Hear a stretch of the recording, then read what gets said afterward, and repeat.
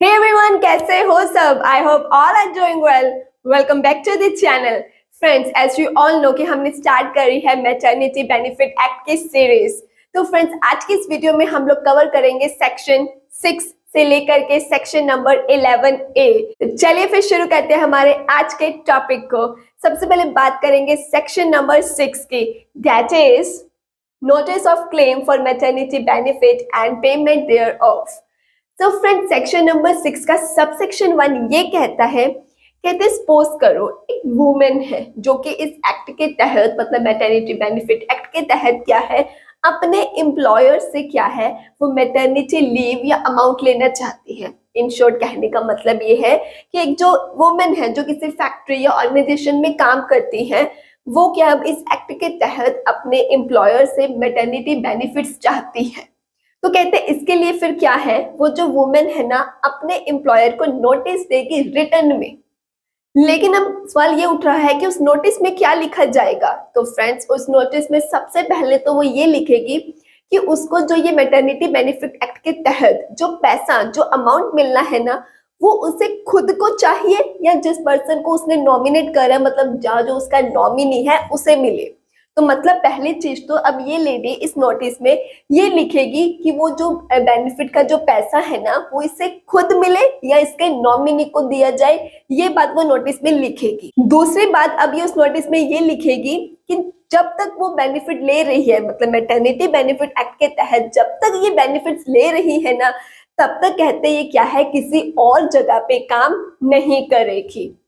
तो इतना क्लियर हुआ फ्रेंड्स। नाउ फ्रेंड्स, अब बात करते हैं सेक्शन 6 के सब सेक्शन 2 के बारे में। जैसा कि हम लोगों ने सब सेक्शन 1 में ये देखा कि ये जो वुमेन है, अगर उसे इस एक्ट के तहत बेनिफिट्स चाहिए तो वो नोटिस देगी रिटर्न में अपने एम्प्लॉयर को। ऐसे ही अब सबसेक्शन 2 भी कहता है कि उसे नोटिस में ये भी कहते बताना होगा, किसे, फिर इस वुमेन को ये भी नोटिस में बताना होगा कि वो ना कौन सी तारीख से, मतलब किस डेट से क्या है, कहते अब वो काम पर नहीं आएगी। मतलब वो तारीख, वो डेट जब क्या है वो अपनी मैटरनिटी लीव पर जाएगी, मतलब जिस दिन से अब वो काम पर नहीं आएगी ना, वो तारीख भी उसे नोटिस में बतानी होगी। दूसरी बात है इसमें क्या बताई गई है फ्रेंड्स, जैसा हमने अभी मैंने आपको बताया ना कि उसे एक वो तारीख भी बतानी होगी कि किस दिन से अब वो काम पर नहीं आ रही। लेकिन कहते हैं वो वाली जो तारीख है, वो वाली जो डेट है, वो उसकी एक्सपेक्टेड, जो उसकी एक्सपेक्टेड डिलीवरी डेट है ना फ्रेंड्स, उससे क्या है, कहते हैं कम से कम 6 हफ्ते पहले से पहले की नहीं हो सकती है।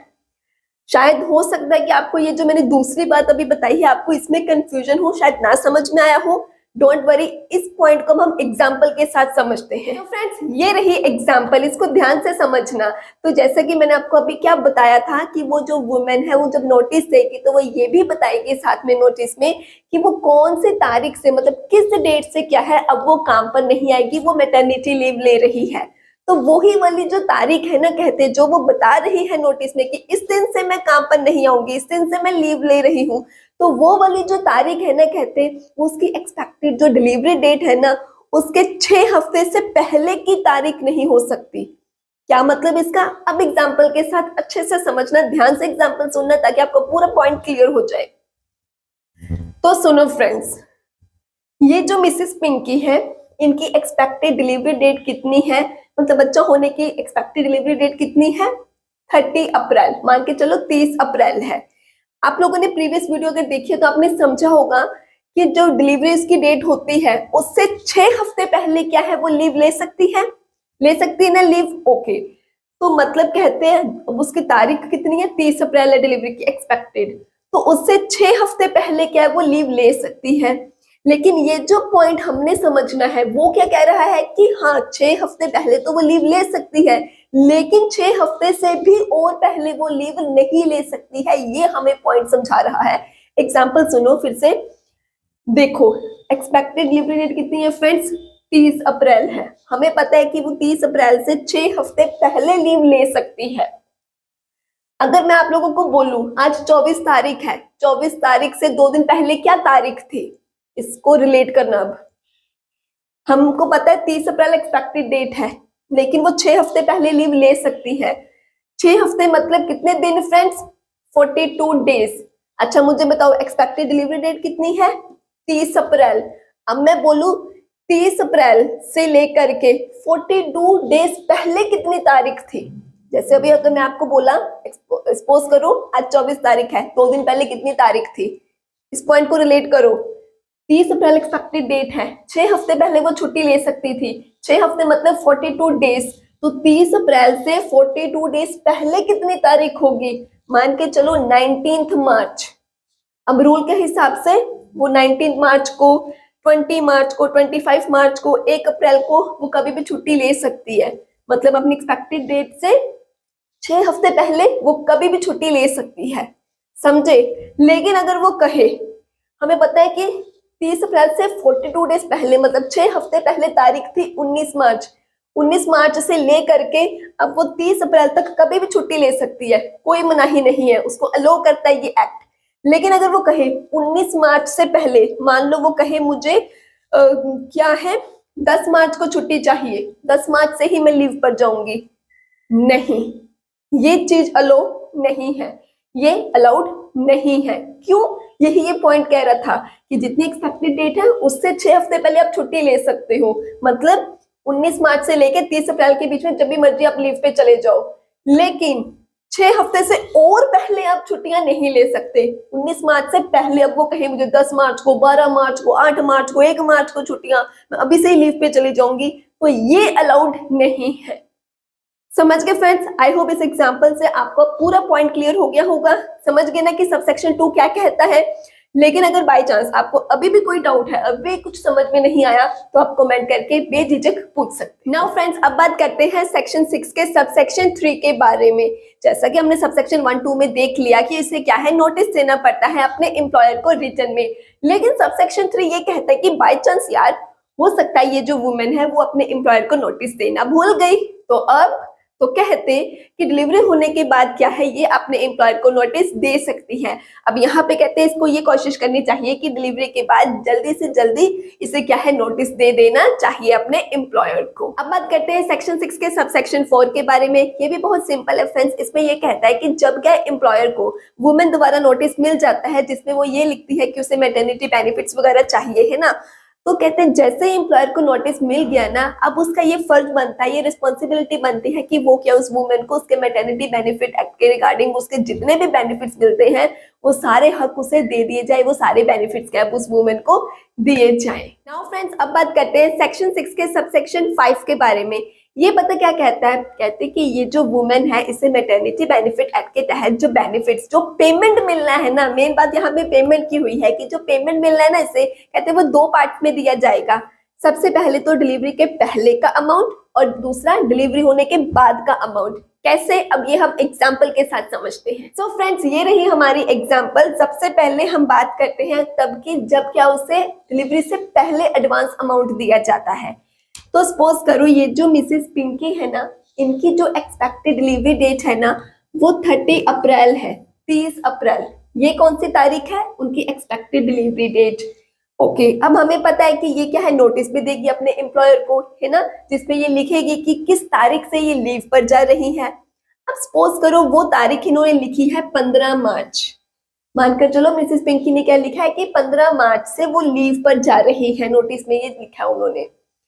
तो फ्रेंड्स 15 तारीख वो तारीख है, 15 मार्च, जब से वो लीव पर जाएंगी।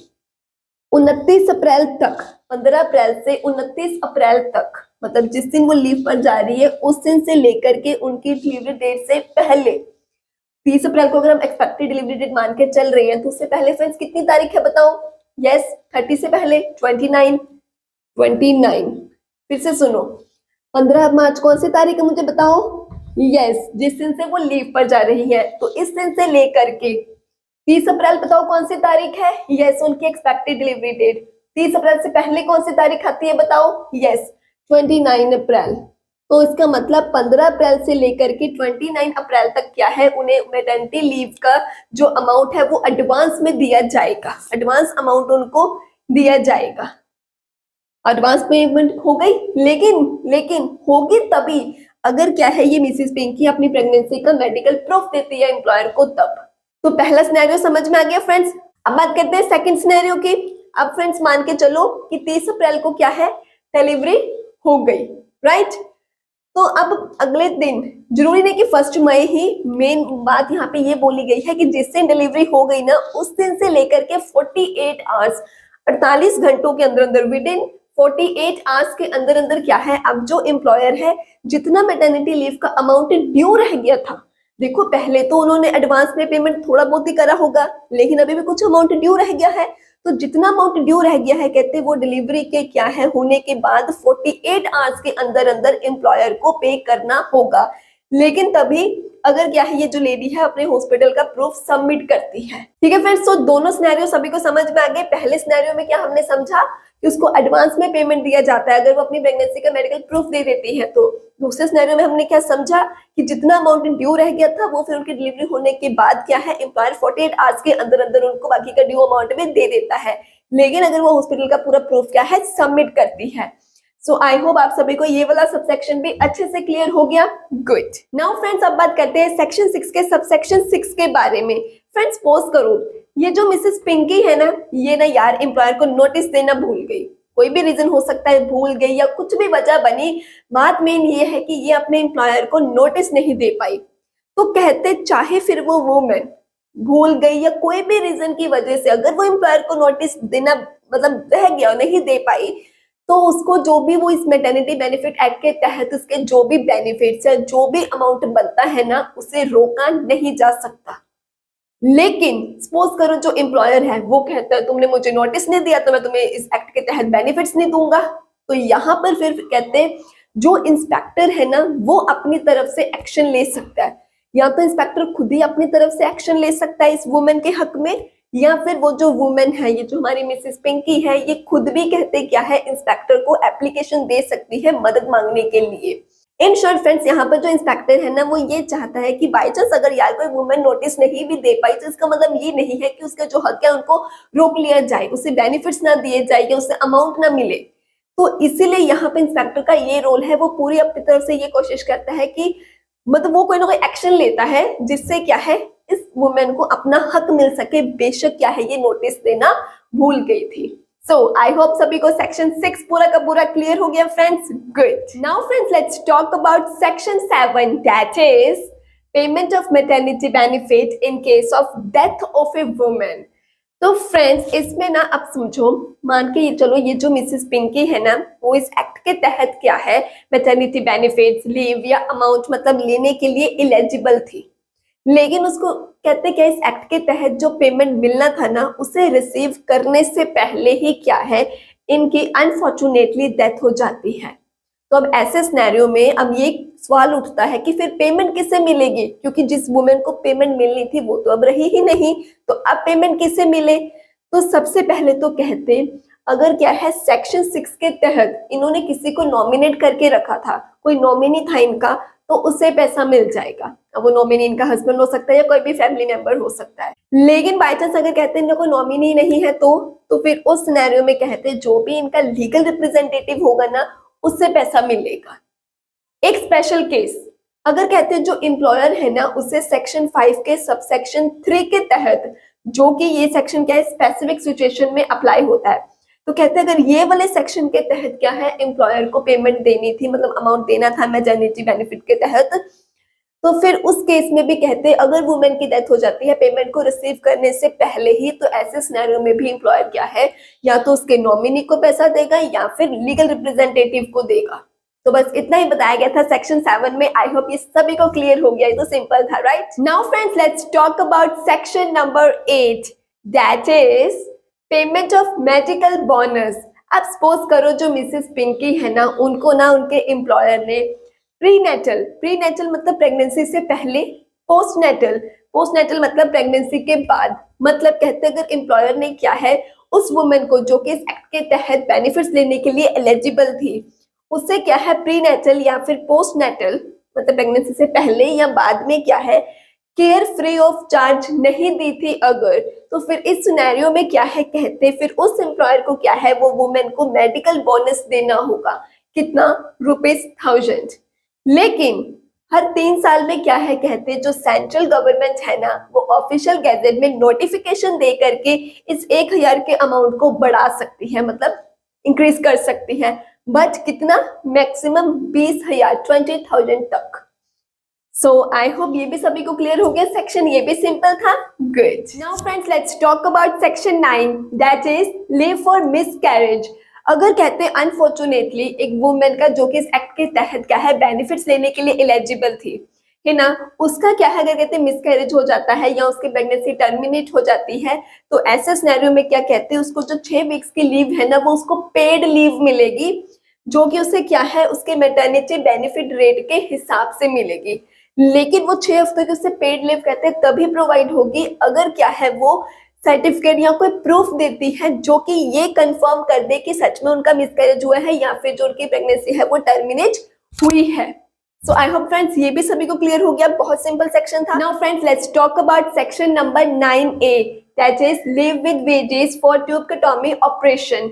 अगर कहते हैं वुमेन को क्या है ऑपरेशन करवाना पड़ता है तब क्या उसे 2 हफ्तों के लिए पेड लीव मिलेगी। कितनी मिलेगी? 2 वीक्स के लिए। यहाँ पर भी जो लीव है फ्रेंड्स वो उसको क्या है उसके मैटरनिटी बेनिफिट रेट के हिसाब से मिलेगी। लेकिन सेम वही बात जैसे हमने पिछले सेक्शन में पढ़ी थी, यहाँ भी उसे क्या है अपने इस ऑपरेशन का जो भी सर्टिफिकेट है या जो भी प्रूफ है वो देना होगा कंफर्मेशन के लिए, तभी क्या उसे 2 हफ्तों के लिए पेड लीव मिलेगी। नाउ फ्रेंड्स अब बात करते हैं सेक्शन 10 की, जो ये कहता है फ्रेंड्स कहते हैं कि अगर किसी वुमेन को क्या है प्रेगनेंसी की वजह से, डिलीवरी की वजह से, pre mature birth of child की वजह से, ऑपरेशन की वजह से या मेडिकल टर्मिनेशन की वजह से, कहने का मतलब है कि इनमें से किसी भी इशू की वजह से अगर इस वुमेन को जो कि इस एक्ट के तहत बेनिफिट्स लेने के लिए एलिजिबल थी उसे क्या है इनमें से किसी भी इशू के चलते इलनेस हो जाती है तो वो क्या है अपनी इलनेस के चलते कहते क्या है पेड लीव ले सकती है।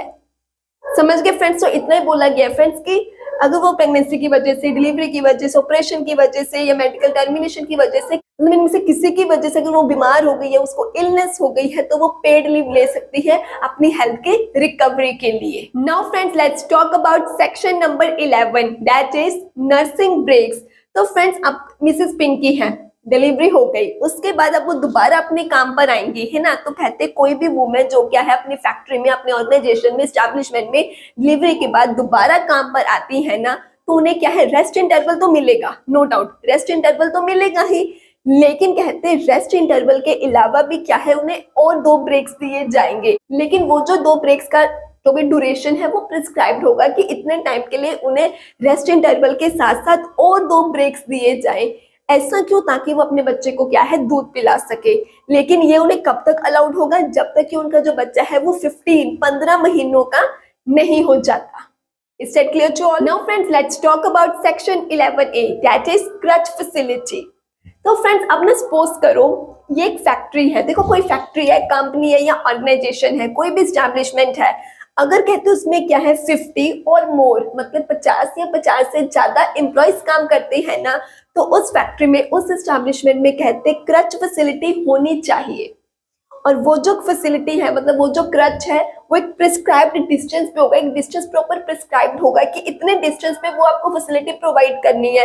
क्यों? ताकि वो जो मदर है वो आसानी से अपने बच्चे के पास जा पाए उसे देखने के लिए। एक तो ये बात, दूसरी बात कहते हैं कि वो जो वुमेन है उसे क्या है अपने बच्चे को उसके क्रच में देखने के लिए 4 टाइम, दिन में 4 टाइम मतलब उसको परमिशन दी जाएगी कि हाँ वो जा सकती है अपने बच्चे को क्रच में देखने के लिए। और जब वो जा रही है, जिस टाइम वो विजिट कर रही है, वो जो टाइम है कहते हैं उसके रेस्ट इंटरवल में काउंट किया जाएगा। तो इतना समझ में आए कि ये एक फैक्ट्री है, इसमें 50 या 50 से ज्यादा एम्प्लॉय है, तो इनको जरूरी है कि क्रच फैसिलिटी देनी होगी। अब वो क्रच कहाँ होगा उसके डिस्टेंस प्रिस्क्राइब होता है। मेन ये बात ध्यान में रखी जाती है कि क्रच उतने ही डिस्टेंस पे हो जिससे क्या है वो जो मदर है वो आसानी से अपने बच्चे के पास जा सके क्रच में। उसको क्या है 4 बार परमिशन दी जाएगी वुमेन को कि 4 टाइम्स क्या है वो जा सकती है क्रच में। लेकिन वो जो जा रही है जितने टाइम, उस टाइम को उसके रेस्ट इंटरवल में काउंट किया जाएगा। एक ये बात समझ गए सेक्शन के सभी। दूसरी बात सुनो, अब सपोज करो कहते एक मिसेस चिंकी है या कोई भी टिंकी है या मिंकी है, वो क्या मतलब कोई भी एक वुमेन है जो कि न्यू आई है उस फैक्ट्री में या उस एस्टैब्लिशमेंट में, और उसको अभी नहीं पता है, इतना समझ नहीं है कि उसको अभी यहाँ पे क्या क्या बेनिफिट्स मिलेंगे। तो कहते हैं ये फर्ज बनता है आपका कि जो भी कोई न्यू एम्प्लॉय आपके फैक्ट्री में या आपके एस्टैब्लिशमेंट में आती है, आप चाहे उसे रिटर्न में या फिर क्या है इलेक्ट्रॉनिक फॉर्म में बताइए उसको, उसके सभी बेनिफिट्स बताइए, उसको पता होना चाहिए कि उसको क्या क्या बेनिफिट्स मिलेंगे। ठीक है फ्रेंड्स, सो आई होप आप सभी को ये सेक्शन भी अच्छे से क्लियर हो गया। सो आज के लिए बस इतना ही फ्रेंड्स, मिलते हैं अपकमिंग वीडियो में, तब तक के लिए बाय बाय, टेक केयर, अपना ध्यान रखिएगा।